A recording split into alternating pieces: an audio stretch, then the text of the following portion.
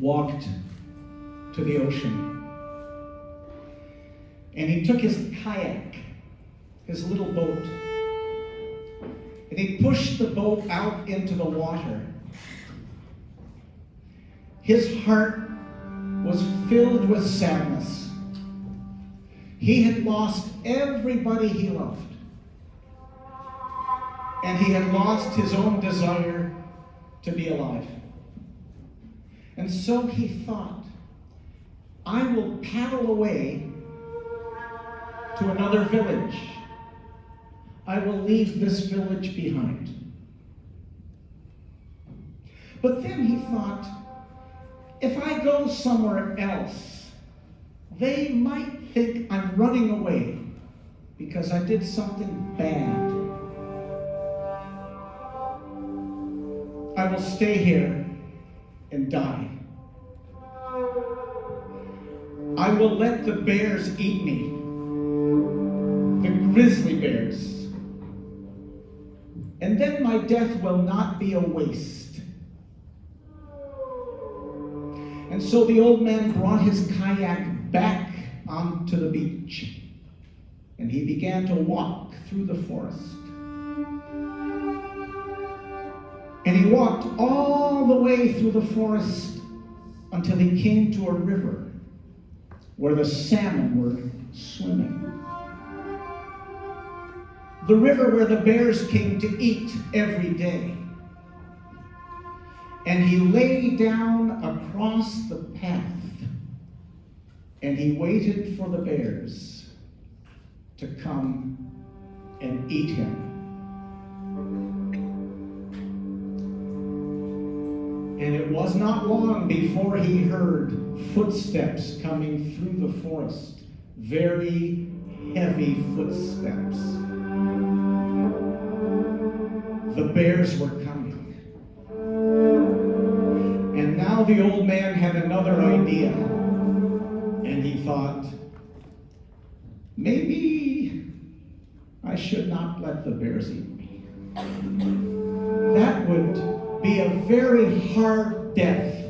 A very hard death. I have another idea. I will invite them to a feast.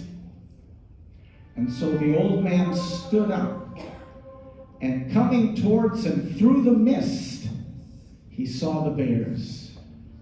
And in front of the bears was an old bear. Its fur was as white as the hair on his head. And he stood up in front, and the old bear stood up as tall as it could be. The old man was very frightened when he saw the bear. He was very frightened, but he did not run away. He spoke to the bear, and he said, I have lost everybody I love. I was going to let you eat me, but now I would like to invite you to a feast in my lodge, in my house. If you want to eat me, you may. I am not afraid now. But please come tomorrow to the feast. And the old bear spoke to the other bears. And the old man understood that the old bear said yes. And then the bears turned and walked away through the forest. And the old man walked back through the village. And as he walked, he came to the people of the village and he said, the grizzly bears are coming for a feast tomorrow. And they said, the bears are our enemies. You cannot invite them to the village. They were very frightened. But the old man came back to his lodge. He took water and he cleaned everything. He took the old sand away from the fire, and he brought clean sand from the beach. He swept the lodge. He had not cleaned it for a very long time. He brought in firewood.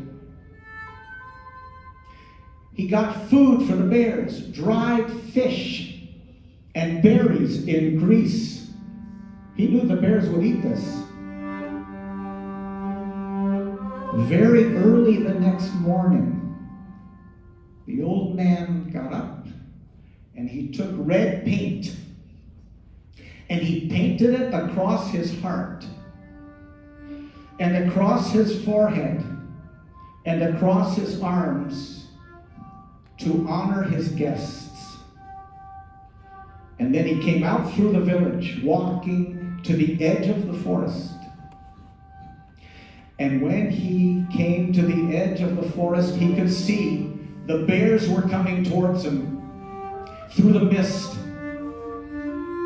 There was the great bear, the old bear, its fur as white as the hair on his head. And he led them back through the village, back to his lodge. The bears entered the lodge. The old bear sat in the seat of honor by the fire, and all the other bears sat in a circle. The old man began to offer berries and fish. He served the bears, and the grizzly bears ate. And then the old bear spoke in the language of the bears. And the bear spoke for a long time, a very long time, the way our grandfathers and grandmothers do sometimes. And the bear spoke for a long time. And when the bear was done, it stood up, and all the other bears stood. And as they began to walk through the lodge, they came to the old man, and they bent their heads forward, and they put out their tongues and began to lick the red stripes from his heart. And as they did, the pain was lifted from his heart. And the bears left. But not long afterwards, a young bear came back and spoke in human language and said, "Did you understand what our elder said to you?" The old man said, "No, I don't speak bear." The young bear said in Tlingit, the language of this story from northwest Canada, the old bear said, "Thank you for the feast. He also has lost everybody he loves. He knows what it is like to no longer want to be alive. He knew of you, and that is why he accepted your invitation. And he said to tell you that whenever you feel such despair, you must think of him, for he knows exactly what it is like to feel these things." The old man said to the young bear, "How do you speak my language?" And the young bear said, "I used to be human, but I was taken by the bears, and now they raised me, and I became a bear. And I can only speak Tlingit when I'm away from them. Goodbye and thank you." And the young bear left. The old man came out to the village and said, "We must always honor the bears, and we must always invite our enemies to the feast, for that is the only way they could become our friends one day." And that is the custom in that part of Canada, and perhaps it can become the custom all around the world one day. You must invite your enemies to the feast, for that is the only way they might one day become our friends.